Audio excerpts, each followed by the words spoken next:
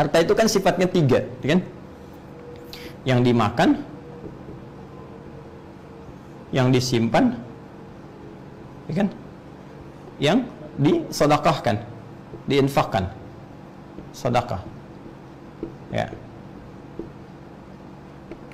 Yang dimakan, mohon maaf, pada akhirnya menjadi kotoran. Silahkan cek kalau tidak percaya.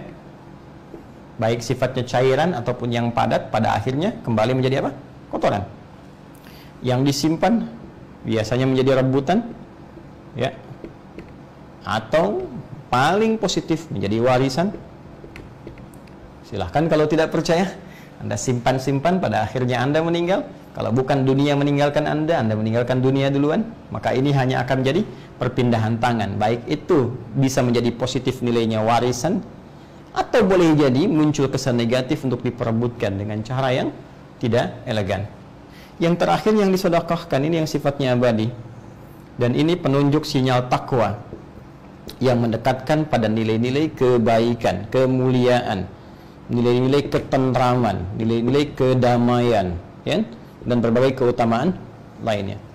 Maka cek, jangan-jangan selama ini usaha untuk mendapatkan harta itu baru kesini mungkin, sehingga kadang diarahkan oleh Allah, kamu ini kok gimana, katanya pengen ke surga, ya kan? Katanya surganya pengen Firdaus, katanya pengen berjumpa dengan Rasulullah, tapi selama ini hidupnya cuma sampai di level 1 saja. Kok hartanya cuma bertransformasi di kotoran saja? Lantas apa bekal yang mau dibawa ke akhiratnya nanti? Untuk bekal surga yang didambakan itu? Hah? Karena itu penting melihat dengan iman. Kadang-kadang di titik ini ada beberapa petunjuk perubahan yang Allah sampaikan kepada kita. Tiba-tiba proyek misalnya kelihatan macet, jangan dilihat macetnya dulu, coba cek di rekeningnya mungkin, ya.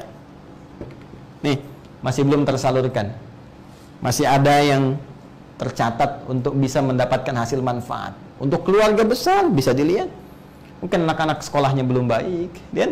Belum dekat dengan Allah, pakaiannya belum bagus, kan? Makanannya belum sempurna, atau Anda bagus tapi saudara-saudara ada yang teriak, kan? Belum mendapat perhatian dan sebagainya. Cek dulu ini, tuh. Atau mungkin yang dikumpulkan baru sampai sini level kedua, tuh. Yang ini belum ada. Karena itu dalam setiap titian kehidupan ingat betul ini. Banyak ayat di Al-Quran memberikan jaminan kepada kita tentang seluruh ketercukupan dalam hidup. Even itu ujian yang kita hadapi. La yukallifullahu nafsan illa wus'aha. Quran surah kedua ayat 286. Allah tidak mungkin menguji seorang hamba di luar batas kemampuannya. Jadi kalau ada orang sakit atau di pekerjaan ada kesulitan, kehilangan proyek tertentu dan sebagainya, ternyata Anda, saya atau kita yang diuji, artinya memang kita sanggup mengatasi itu. Yang lain tidak. Ya, inna ma'al usri yusra. Di balik segala kesulitan ada kemudahan. Paling gampang memahaminya, yakinkan pada jiwa kita, ini pasti selesai.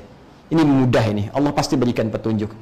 Hanya bagaimana cara kita untuk bisa mendapatkan petunjuk dari Allah untuk mengatasi kemudahan tadi, maka wasilah terbesarnya adalah takwa. Quran surah kelima ayat 35. Ya ayyuhalladzina amanu taqullaha wabtaghu ilaihil wasilah. Hai orang-orang beriman, tingkatkan takwamu kepada Allah. Dengan peningkatan takwa itu jadikan wasilah untuk bisa mengentaskan segala ujian kehidupan yang tengah kita jalani pada saat ini. Nah, karena itu penting kepada kita semua untuk kembali melihat apa yang kita kerjakan dalam kehidupan ini. Ya, jangan-jangan sampai di sini, jangan-jangan sampai di sini, tapi belum sampai sini. Ini yang kita evaluasi kembali. Karena itu penting bagi setiap insan beriman menajamkan keimanan dia kepada Allah Subhanahu wa taala untuk bisa mendapatkan ini pada akhirnya, ketentraman dalam kehidupan, baik dunia ataupun akhirat. Ingat baik-baik. Keyakinan yang terpenting dibangun oleh kita semua, walladzi qaddara fahada. Dialah Allah yang telah menetapkan kadar, setiap kadar yang menjamin kecukupan hidup bagi setiap hamba, lalu memberi petunjuk bagaimana mengoptimalkan itu semua. Jadi gak ada orang hamba manusia yang hidup di dunia ini nestapa, itu gak ada, pasti cukup. Yang menjadikan nestapa itu karena tak pernah merasa cukup. Ini masalahnya. Perhatikan baik-baik. Allah telah menetapkan walladzi qaddara fahada. Ya, bahkan di Al-Fajr itu lebih jelas. Wa amma idza mabtalahu Ya, wa ammal insanu idza mabtalahu rabbuhu fa akramahu wa na'amahu fa yaqulu rabbi akraman wa amma idza mabtalahu faqadara alaihi rizqah. Perhatikan baik-baik. Di yang pertama Allah katakan manusia itu unik, kadang-kadang malah lebih dekat kepada aneh. Ketika diberikan titipan rezeki yang dia nilai lebih, dia mengatakan Allah memuliakan saya. Padahal itu titipan supaya cari bekal buat dia mendapatkan surga yang dia inginkan. Tapi ketika Allah cukupkan rezekinya, perhatikan, lebih lawannya kan kurang. Ya kan? Tapi dalam kaidah Al-Quran, dalam logika Al-Quran, tidak ada lebih lawannya kurang ketika dikaitkan dengan rezeki. Lebih lawannya cukup. Kata Allah, manusia itu kalau diuji, Allah uji dengan mencukupkan rezekinya. Jadi ternyata setiap insan yang hidup di bumi itu, Allah berikan kecukupan rezekinya, cukup. Jadi Allah jamin kita cukup. Kenapa kemudian kita merasa sibuk dengan hal-hal yang mungkin belum tentu kita alami? Ya, yang paling bahaya adalah manusia yang tidak pernah merasa cukup. Ini persoalannya. Dan untuk mendapatkan rasa itu, penting kita untuk mengaji kembali. Ini yang kita tingkatkan poinnya.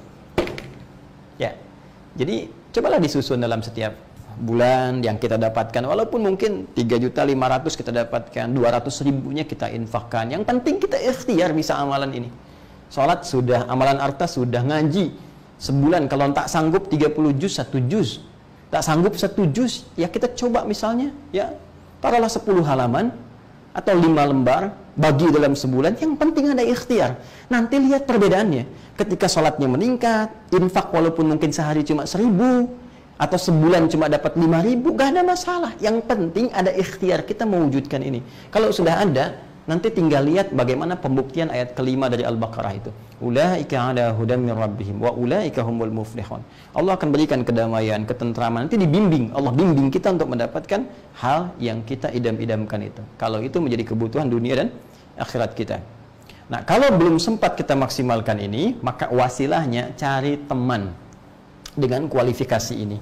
Inilah yang kemarin saya tegaskan. Cari teman di kantor yang ngajak sholat, yang membimbing kita untuk bisa merencanakan kehidupan akhirat, bisa berbagi dengan baik, ngajak baca Quran, bikin komunitas, supaya dengan komunitas itu lebih dekat dengan Allah. Malam mengingatkan tahajud, siang bisa kita puasa, atau memperbanyak tilawah Al-Quran. Nanti silahkan, minimal yang pertama kali Allah anugerahkan kepada jiwa kita, itu kelapangan.